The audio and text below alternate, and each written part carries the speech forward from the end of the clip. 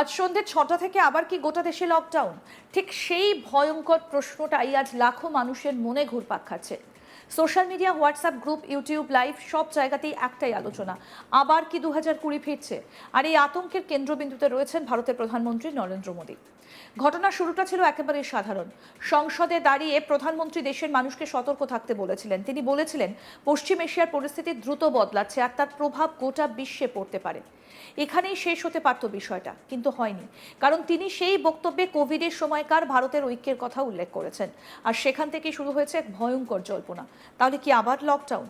এই প্রশ্নটা যতটা সহজ মনে হচ্ছে তার উত্তরটা ততটাই জটিল। কারণ এই জল্পনা শুধু গুজব নয়, পেছনে রয়েছে একটা ভয়, স্মৃতি আর একটা অদ্ভুত মনস্তাত্ত্বিক প্রতিক্রিয়া যা গোটা দেশকে নাড়িয়ে দিয়েছে।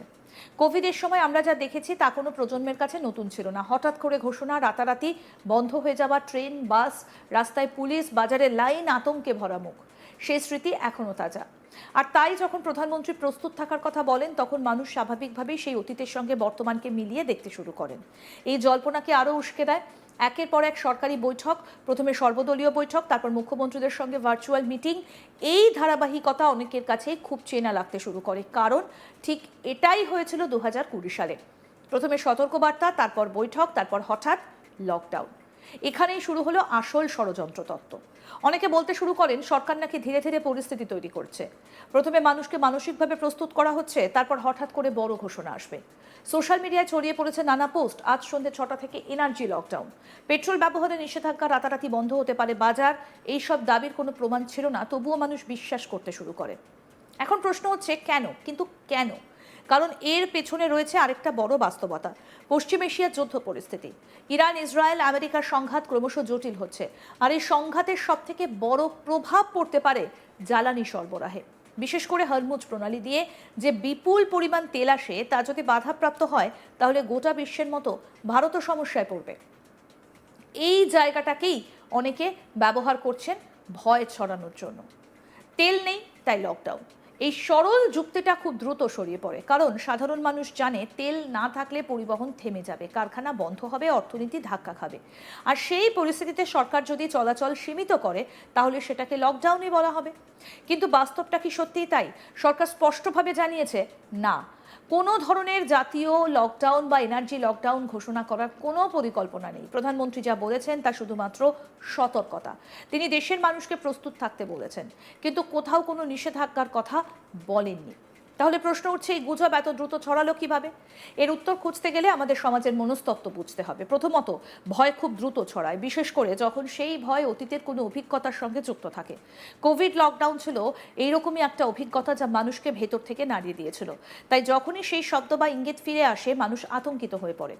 দ্বিতীয়ত, তথ্যের অভাব এবং অতিরিক্ত তথ্য দুটোই সমস্যা তৈরি করে। সোশ্যাল মিডিয়ায় প্রতিদিন হাজার হাজার পোস্ট ঘুরে বেড়াচ্ছে, তার মধ্যে কোনটা সত্যি কোনটা মিথ্যে তা বোঝা কঠিন। অনেকেই তথ্যকে যাচাই না করে তথ্য শেয়ার করছেন, আর সেখান থেকেই তৈরি হচ্ছে বিভ্রান্তি। তৃতীয়ত, রাজনৈতিক অবিশ্বাস। দেশের একটা বড় অংশ মনে করে সরকার অনেক সময় সব তথ্য আগে থেকে জানায় না, তাই যখন কোনো বড় ঘটনা ঘটে তখন তারা ধরে নেয় কিছু একটা লুকোনো হচ্ছে। আর এই তিনটে কারণ মিলে তৈরি হয়েছে একটা ভয়ঙ্কর পরিস্থিতি, যেখানে গুজব বাস্তবের চেয়েও শক্তিশালী হয়ে উঠেছে। কিন্তু এই ঘটনার মধ্যে দিয়ে আরও একটা গভীর দিক রয়েছে যা অনেকেই লক্ষ্য করছেন না। এটা শুধুমাত্র লকডাউন নিয়ে গুজব নয়, এটা আসলে এক ধরনের মনস্তাত্ত্বিক যুদ্ধ, যেখানে তথ্য, ভয় এবং সন্দেহ, এই তিনটে অস্ত্র ব্যবহার করে মানুষের চিন্তাভাবনাকে প্রভাবিত করা হচ্ছে। পশ্চিম এশিয়ার যুদ্ধ শুধু মিসাইল বা সেনার লড়াই নয়, এর প্রভাব ছড়িয়ে পড়ছে অর্থনীতি, জ্বালানি, বাজার, এমনকি সাধারণ মানুষের দৈনন্দিন জীবনে। আর সেই সুযোগেই ছড়ানো হচ্ছে বিভ্রান্তি। অনেকে বলছেন এই গুজবগুলো ইচ্ছাকৃতভাবে ছড়ানো হচ্ছে, যাতে মানুষ আতঙ্কিত হয়, বাজারে চাপ পড়ে আর অর্থনৈতিক অস্থিরতা তৈরি হয়। যদিও এর কোনো সরাসরি প্রমাণ নেই, তবুও এই তত্ত্ব পুরোপুরি উড়িয়ে দেওয়া যাচ্ছে না। কারণ ইতিহাস বলছে যুদ্ধের সময় তথ্যই সব থেকে বড় অস্ত্র। এই পরিস্থিতিতে সব থেকে গুরুত্বপূর্ণ হলো সত্যিটা জানা। ভারত এই মুহূর্তে কোনো স্বাস্থ্য সংকটে নেই, কোভিডের মতো কোনো পরিস্থিতি নেই যেখানে লকডাউন দরকার। সরকার মূলত জ্বালানি সরবরাহ এবং অর্থনৈতিক স্থিতিশীলতা বজায় রাখার দিকে নজর দিচ্ছে। হ্যাঁ, পরিস্থিতি কঠিন হতে পারে, তেলের দাম বাড়তে পারে, কিছু জায়গায় সরবরাহে সমস্যা হতে পারে, কিন্তু তার মানে এই নয় যে গোটা দেশ বন্ধ হয়ে যাবে। বরং সরকার বিভিন্ন বিকল্প পরিকল্পনা তৈরি করছে, কিভাবে সরবরাহ বজায় রাখা যায়, কিভাবে সাধারণ মানুষের ওপর চাপ কমানো যায়। এই পুরো ঘটনাটা আমাদের একটা গুরুত্বপূর্ণ শিক্ষা দেয়। কি আমরা কতটা সহজে ভয় পেয়ে যাই? একটা বক্তব্য, কয়েকটা বৈঠক আর কিছু সোশ্যাল মিডিয়া পোস্ট, এই তিনটে জিনিস মিলেই তৈরি হয়ে যায় একটা বিশাল গুজব, যা গোটা দেশকে নাড়িয়ে দিতে পারে। এটাই আজকের বাস্তবতা। তাই এই সময় সব থেকে জরুরি হলো সতর্ক থাকা, কিন্তু আতঙ্কিত না হওয়া। প্রধানমন্ত্রী যখন প্রস্তুত থাকার কথা বলেন, তার মানে লকডাউন নয়, তার মানে হলো পরিস্থিতি বোঝা, প্রয়োজন হলে মানিয়ে নেওয়া আর একসঙ্গে থেকে সমস্যার মোকাবিলা করা। 2020 সালে আমরা সেটা করেছি, আর সেই অভিজ্ঞতাই আজ আমাদের শক্তি। গুজব নয়, বাস্তবতায় বিশ্বাস করুন।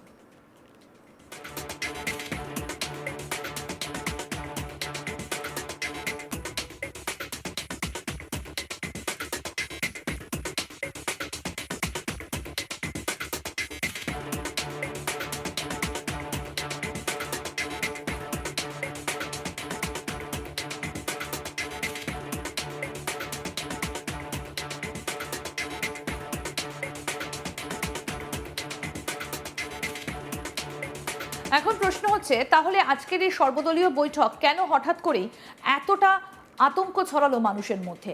আজকে সন্ধ্যে 6টা থেকে কি আবার গোটা দেশে লকডাউন? এই ভয়ঙ্কর প্রশ্নটা আজকে লাখো মানুষের মনে একেবারে ঘুরপাক খাচ্ছে। Social media, WhatsApp group, YouTube live, সব জায়গাতে একটাই আলোচনা, আবার কি 2020 ফিরছে? আর এই আতঙ্কের কেন্দ্রবিন্দুতে রয়েছেন ভারতের প্রধানমন্ত্রী নরেন্দ্র মোদী। ঘটনার শুরুটা ছিল একেবারে সাধারণ। সংসদে দাঁড়িয়ে প্রধানমন্ত্রী দেশের মানুষকে সতর্ক থাকতে বলেছিলেন। তিনি বলেছিলেন, পশ্চিম এশিয়ার পরিস্থিতি দ্রুত বদলাচ্ছে আর তার উপর প্রভাব গোটা বিশ্বে পড়তে পারে। এখানেই শেষ হতে পারত বিষয়টা, কিন্তু হয়নি। কারণ তিনি সেই বক্তব্যে কোভিডের সময়কার ভারতের ঐক্যের কথা উল্লেখ করেন। আর সেখান থেকে শুরু হয়েছে এক ভয়ঙ্কর জল্পনা। তাহলে কি আবার লকডাউন? এই প্রশ্নটা যতটা সহজ মনে হচ্ছে, তার উত্তরটা ততটাই জটিল। কারণ এই জল্পনা শুধু গুজব নয়, এর পেছনে রয়েছে ভয়, স্মৃতি আর একটা অদ্ভুত মনস্তাত্ত্বিক প্রতিক্রিয়া, যা গোটা দেশকে নাড়িয়ে দিয়েছে। কোভিডের সময় আমরা যা দেখেছি, তা কোনো প্রজন্মের কাছে নতুন ছিল না। হঠাৎ করে ঘোষণা, রাতারাতি বন্ধ হয়ে যাওয়া ট্রেন, বাস, রাস্তায় পুলিশ, বাজারে লাইন, আতঙ্কে ভরা মুখ। সেই স্মৃতি এখনো তাজা। আর তাই যখন প্রধানমন্ত্রী প্রস্তুত থাকার কথা বলছেন, তখন মানুষ স্বাভাবিকভাবেই সেই অতীতের সঙ্গে বর্তমানকে মিলিয়ে দেখতে শুরু করে। এই জল্পনাকে আরও উস্কে দেয় একের পর এক সরকারি বৈঠক, প্রথমে সর্বদলীয় বৈঠক, তারপর মুখ্যমন্ত্রীদের সঙ্গে ভার্চুয়াল মিটিং। এই ধারাবাহিকতা অনেকের কাছে খুব চেনা লাগতে শুরু করে, কারণ ঠিক এটাই হয়েছিল প্রথমে 2020 সালে। প্রথমে সতর্কবার্তা, তারপর বৈঠক, তারপর হঠাৎ লকডাউন।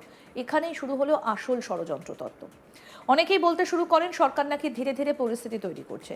প্রথমে মানুষকে মানসিকভাবে প্রস্তুত করা হচ্ছে, তারপর হঠাৎ করে বড় ঘোষণা আসবে। সোশ্যাল মিডিয়ায় ছড়িয়ে পড়ে নানা পোস্ট। আজ সন্ধ্যে 6টা থেকে এনার্জি লকডাউন, পেট্রোল ব্যবহারের নিষেধাজ্ঞা, রাতারাতি বন্ধ হতে থাকে বাজার। এই সব দাবির কোনো প্রমাণ ছিল না, তবুও মানুষ বিশ্বাস করতে শুরু করেছে। আরও আপডেট পেতে দেখতে থাকুন আজ তক বাংলা। সাবস্ক্রাইব করুন, নোটিফিকেশন পেতে বেল বাটন অপশন প্রেস করুন।